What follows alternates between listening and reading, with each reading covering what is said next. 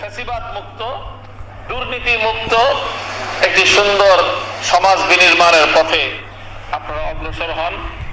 এতে আপনাদের মঙ্গল হবে এবং কল্যাণ হবে। আর না হলে এর পরের যে বিপ্লবটা হবে, সেই বিপ্লবের মধ্য দিয়ে বিএনপি ইতিহাসের আস্থা করে নিক্ষিপ্ত হয়ে যাবে। আমরা সরকারের কাছ থেকে 4টি বিষয় চাই। প্রথম হলো যে আমরা সংবিধানের সংস্কার চাই।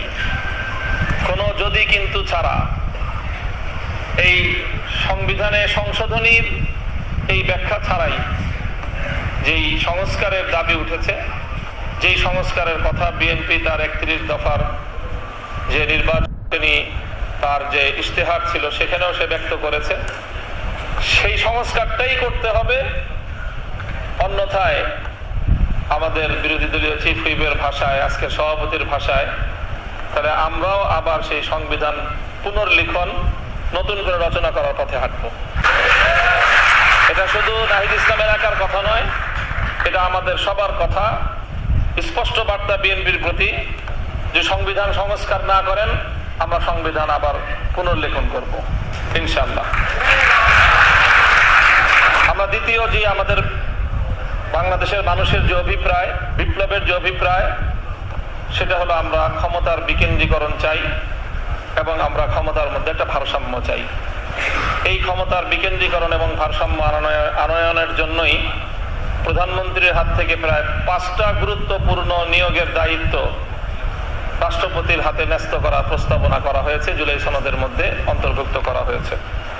মানবাধিকার, তথ্য, আইন এই কমিশনগুলোর এবং বাংলাদেশ ব্যাংকের ও এনার্জি রেগুলেটরি কমিশনের এই জায়গাগুলোতে রাষ্ট্রপতির হাতে নিয়োগের দায়িত্ব অর্পণ করা হয়েছে। স্থানীয় সরকারকে স্বায়ত্ত শাসন দেওয়ার প্রস্তাবনা রয়েছে এবং বিচার বিভাগের যে সার্বিক যে স্বাধীনতা এবং স্বকীয়তা সেটা বিচার বিভাগ এবং সুপ্রিম কোর্টের হাতে ন্যস্ত করা হয়েছে। এই প্রস্তাবনাগুলো বাস্তবায়নের মাধ্যমে আমরা মনে করি যে ক্ষমতার বিকেন্দ্রীকরণের যে আমাদের দীর্ঘদিনের যে দাবি, জনদাবি এবং ভারসাম্য প্রতিষ্ঠার যে একটা অভিপ্রায়, সেটা বাস্তবায়িত হবে। এটা হলো আমাদের দ্বিতীয়। তৃতীয় হলো আমরা রাষ্ট্রের মধ্যে দলীয়করণ এবং দুর্নীতিমুক্ত প্রশাসনিক কাঠামো চাই। কাজে এখানে পিএসসি, দুদক এবং মহাহিসাব রক্ষক সহ এই জাতীয় গুরুত্বপূর্ণ জায়গাগুলোতে নিয়োগের যেই ব্যবস্থা বা নিয়োগের যেই সিস্টেম, সেটা বাছাই কমিটির মাধ্যমে এই নিয়োগগুলোর ব্যবস্থা করতে হবে। দলীয়করণ এবং দুর্নীতিমুক্ত একটা সমাজ এবং একটা রাষ্ট্র আমরা গড়তে চাই। চতুর্থ হলো আমাদের নিরপেক্ষ এবং স্বচ্ছ একটা নির্বাচন চাই। সেই 90-এর দশক থেকে বাংলাদেশের মানুষ নিরপেক্ষ নির্বাচনের জন্য যেই পরিমাণ আন্দোলন বাংলাদেশে হয়েছে, একটা নিরপেক্ষ নির্বাচন ব্যবস্থা প্রতিষ্ঠার জন্য, আমি জানি না সমকালীন পৃথিবীর অন্য কোনো দেশে এত বেশি আন্দোলন সংগ্রাম, এত বেশি জীবন দান, এত বেশি সম্পদের ক্ষয়ক্ষতি, এত আন্দোলন সংগ্রাম আর কোনো দেশে হয়েছে আমার জানা নেই। এরপরেও যদি বাংলাদেশের মানুষ একটা নিরপেক্ষ স্বচ্ছ নির্বাচনের নিশ্চয়তা না পায়, তাহলে এটা হবে আমাদের জন্য খুবই দুর্ভাগ্য এবং হতাশার কারণ। কাজেই সংবিধান সংস্কার, ক্ষমতার বিকেন্দ্রীকরণ, ভারসাম্য প্রতিষ্ঠা, দলীয়করণ ও দুর্নীতি মুক্ত প্রশাসনিক কাঠামো, নিরপেক্ষ স্বচ্ছ নির্বাচনের নিশ্চয়তা, এই 4টি মৌলিক বিষয় যে কোনো মূল্যে আমরা আদায় করে ছাড়বো, এই দৃঢ় প্রত্যয় আমাদের লাগবে। গতকাল এবি পার্টির প্রতিষ্ঠা বার্ষিকীতে বিএনপির নেতৃবৃন্দ উপস্থিত ছিলেন। তারা কেউ কেউ বলেছেন এমন যে আমরা এবার সংস্কার শুরু করি, 25% করি, 30% করি, তারপরে আবার আরেক সরকার এসে আরো 30% করবে, এভাবেই পূর্ণ হবে।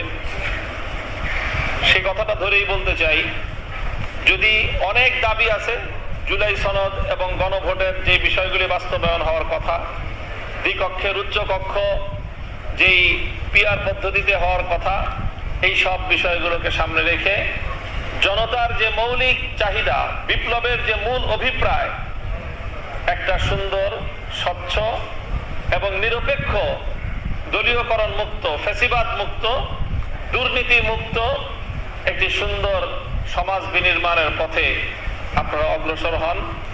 এতে আপনাদের মঙ্গল হবে এবং কল্যাণ হবে। আর না হলে এর পরের যে বিপ্লবটা হবে, সেই বিপ্লবের মধ্য দিয়ে বিএনপি ইতিহাসের আস্থা করে নিক্ষিপ্ত হয়ে যাবে। কাজেই আমরা ধীরে ধীরে জাতির কাছে আমাদের বার্তাগুলো পৌঁছানোর মধ্য দিয়ে আমরা বিপ্লবের প্রস্তুতি গ্রহণ করব।